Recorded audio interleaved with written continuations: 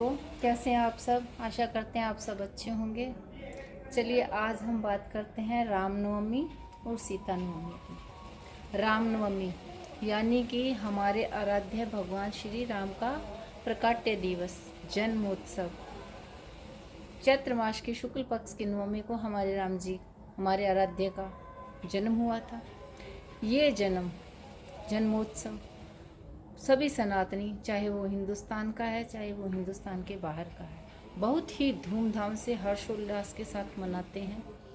और एक पखवाड़े तक हम ये जन्मोत्सव बनाते हैं। कहीं शोभा यात्रा के माध्यम से, कहीं रैली के माध्यम से, कहीं हनुमान चालीसा, कहीं सुंदरकांड के माध्यम से बहुत सी हर्षोल्लास के साथ हम राम जी का प्रकाट्य दिवस जन्मोत्सव मनाते हैं।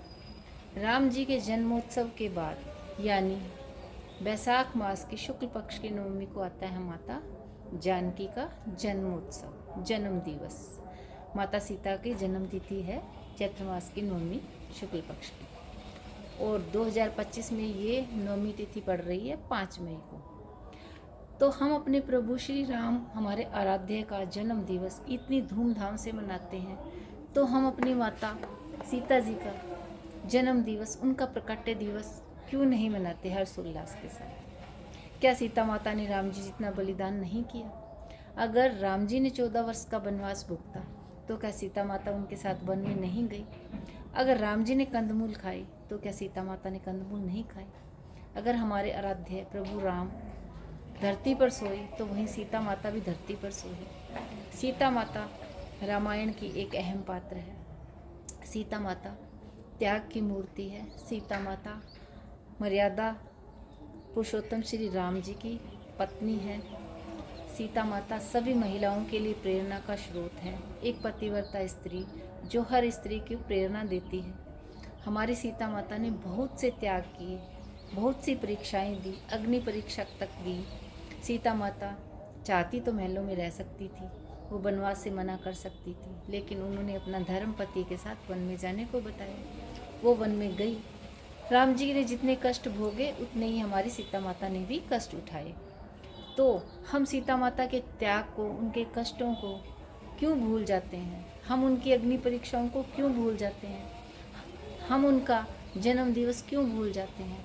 जब हम राम जी का जन्म दिवस इतने हर्षोल्लास के साथ मनाते हैं, तो माता सीता का जन्म दिवस हम क्यों नहीं मनाते? तो सभी सनातनी बंधुओं से मेरा ये निवेदन रहेगा कि आइए सीता माता का जन्मोत्सव भी हम उतनी ही धूमधाम से मनाएं जितना हमने हमारे प्रभु श्री राम जी का मनाया था। सीता माता का जन्मोत्सव हम 4 मई, 5 मई या 6, 7, 8 मई तक किसी भी दिन सीता माता का जन्मोत्सव हम कीर्तन के माध्यम से, हम सत्संग के माध्यम से, चुनरी यात्रा के माध्यम से, कलश यात्रा के माध्यम से, किसी भी तरीके से सत्संग कीर्तन करके हम अपनी माता सीता का जन्म दिवस मना सकते हैं। क्योंकि सीता माता का जन्म दिवस मनाना भी हमारे लिए उतना ही महत्वपूर्ण है जितना हमारे प्रभु का जन्मोत्सव हमारे लिए है। क्योंकि सीता माता ने कहीं कोई कमी नहीं रखी थी प्रभु राम के साथ। जितना उन्होंने त्याग समर्पण किया, वही त्याग भावना हमारी माता सीता ने थी। सीता माता लक्ष्मी जी का अवतार थी, जो धरती पर आई हम सब के लिए, सुख शांति के लिए, और अपने कर्तव्य का निर्वहन किया। राम जी के साथ वन में गई, सारी मर्यादाओं में रही, एक हर स्त्री के लिए प्रेरणा का स्रोत बनी। तो माता सीता का प्रकाट्य दिवस जन्मोत्सव 5 मई 2025 को आइए बहुत ही धूमधाम से हम मनाएंगे, बहुत ही हर्षोल्लास के साथ मनाएंगे। और ये प्रेरणा लें सीता मैया से।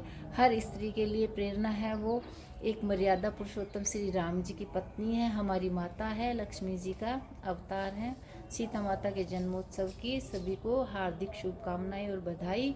और सभी को मिलकर 5 मई को सीता माता का जन्म दिवस बहुत ही धूमधाम के साथ मनाना है। जय श्री राम, जय सीता।